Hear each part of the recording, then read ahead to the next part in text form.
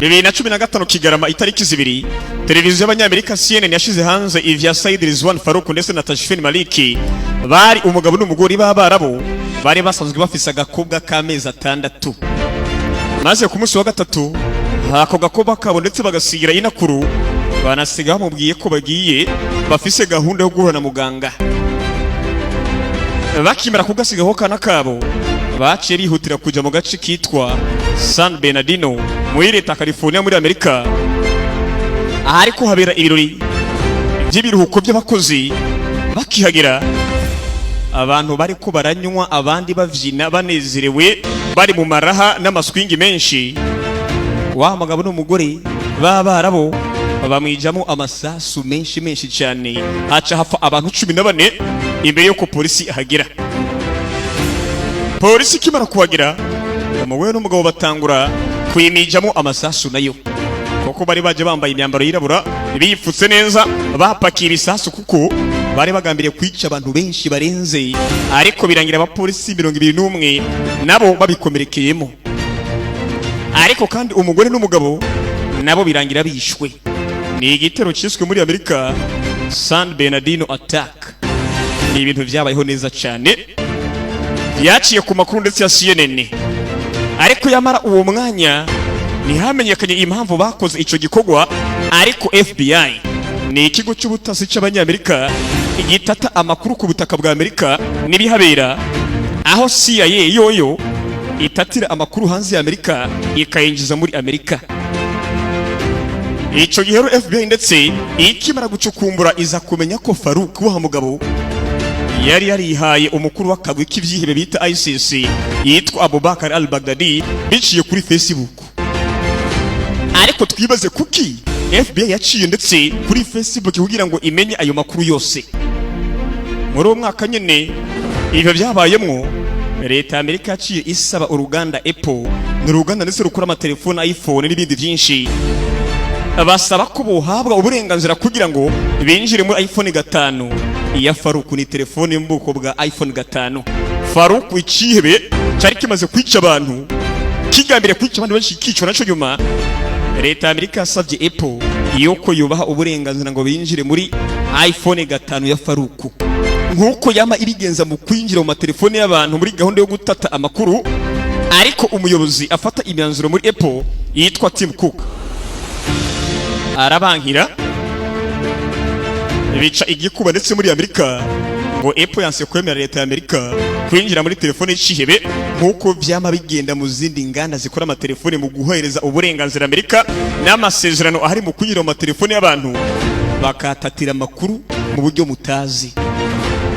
Kuri televiziyo yitwa ndetse NCB News ya Amerika abagabo nka Robert Windrem ndetse na Alex Johnson bemeza ko ifatwa rya Osama bin Laden yavuye hani kuri telefone ngendanwa.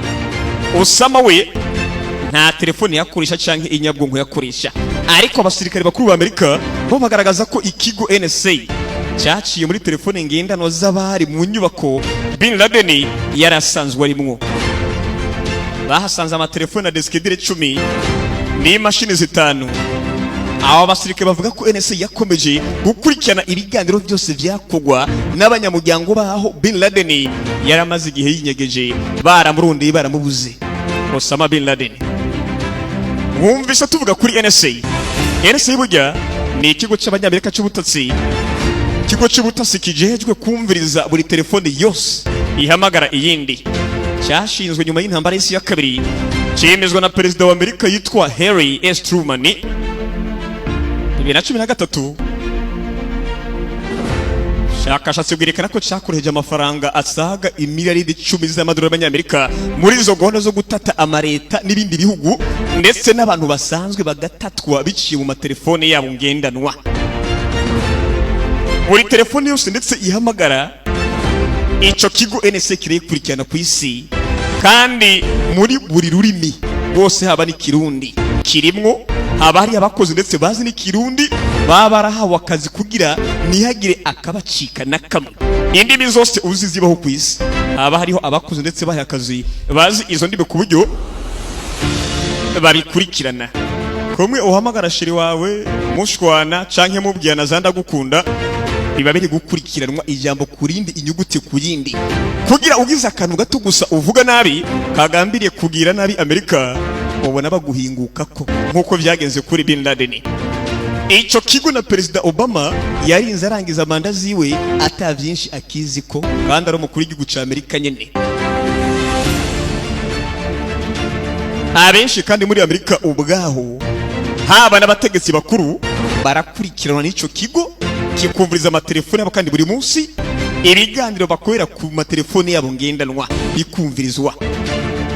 Umugabo yitwa James Ball w'ikinyamakuru The Guardian yanditse muri 2013 ukuntu NSA cya kigo itata amakuru biciye ku matelefone ngendanwa yose yo kwisi, ukuntu NSA ya Amerika yagiye yumviriza mu buryo butemewe bw'ubutasi abayobozi bangana 35 b'ibihugu bikomeye ku isi bakagenda bakurikiranwa. Amerika iza kuhagirizwa kuri kwirarengera ariko n'igihugu bikomeye ndetse ntacyo bari kuyitwara. Amakuru kandi bunyemeza ko kugira OTAN imenyaho Muammar Gaddafi wa Libya ari kugira ngo imurase, kugira ngo imenyaho umugabo ndetse Muammar Gaddafi yari ari cyo gihe imbere yo kwaraswa mu mutwe. Nabyo bujya babikurikiranye kuri telefone yahamagawe ko na mugenzi w'umukuru w'igihugu cya Afrika nyine bamusanga hari mu mwobo abasaba imbabazi ngo bamureke, anarangiza abaza ikibazo ati nabakoreye iki mwebwe mu mpiga kuki ku buryo mugomba kunyica. Baca baramurasa urusasu rwo mu mutwe ariko bibiye kuri telefone mu buhemu bukomeye n'imigambi ndetse bacuze biciye kuri telefone ya mugenzi w'umunyafrika w'umukuru w'igihugu. Ive nitubitinda ko uyu munsi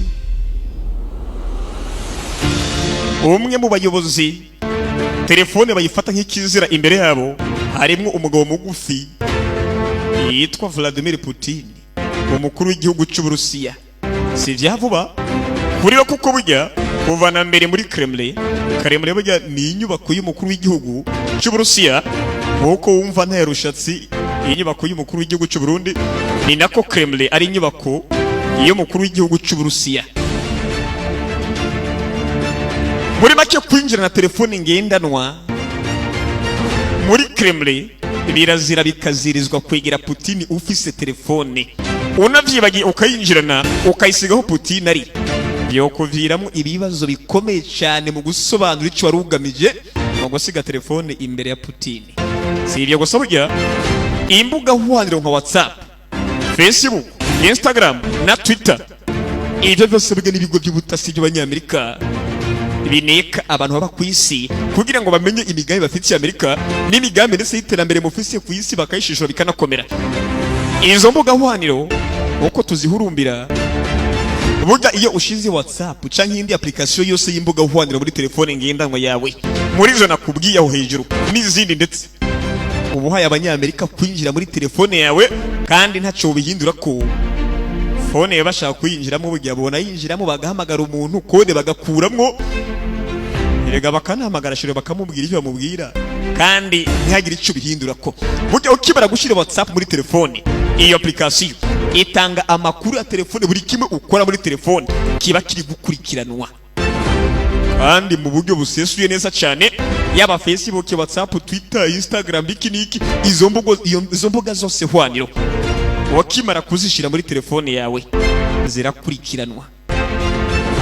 Ayo manimero uba ufise mu telefone ya message wandika ibintu byose bikweramo ibyo ubitse imiziki irimwo amashusho amafoto bagomba burya barinjiramwo kubera WhatsApp irimwo. WhatsApp iyo application ikamera nk'itanga uburenganzira kugira ngo bamenye ibiri muri telefone yawe. Canke Facebook bayikoresheje ni benshi bagiye bafatwa biciye kuri Facebook nkuko babwije Faruku ndetse bamenye byinshi kuri biciye kuri Facebook nyene.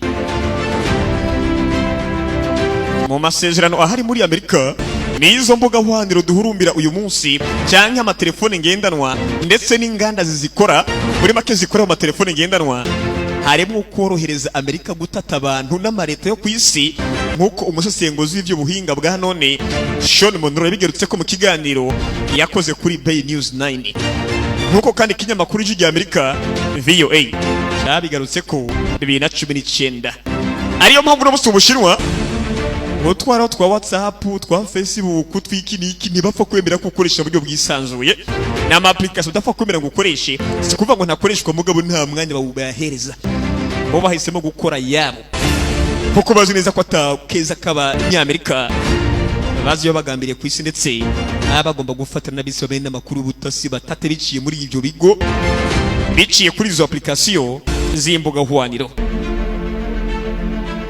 Niyo mpamvu ndetse mu minsi yahera abanyamerika bagomba kugara urubuga hwaniro bita TikTok ngo baruce muri Amerika kubera ngo ari ubwo bashinwa batarofise ko bubasha bwo kugwaka amakuru n'uburenganzira ngo bagenzure bamenye ibyo abantu bayaga n'amabanga yo mu telefone bafise TikTok bagomba kugara muri Amerika. Izo mbuga nakubwiye hose burya dukuyemo gusa Telegram, imbuga zose hwaniro ukuyemo Telegram yonyine niyo ikicizewe uyu munsi iyo kushobora kurungika ubutumwa ntibukurikiranwe na NTA cyangwa se ntibukurikiranwe cyangwa ngo babone uburyo bwo kwinjira muri telefone yawe. Soko bidakunda ahubwo barabimye uburenganzira bwo kubikora ariko nayo burya Telegram ntawe uzi ko izokomeza kwihagarara ko. TikTok y'abashinwa mu kwishura umuyobozi mukuru ndetse yababwiye umuyobozi mukuru wa TikTok yababwiye ati nkuko imbuga zanyu mw'abanyamerika zikora mu gutata amakuru mu kwinjira mu matelefone y'abantu niko na TikTok y'ubwe yubatse.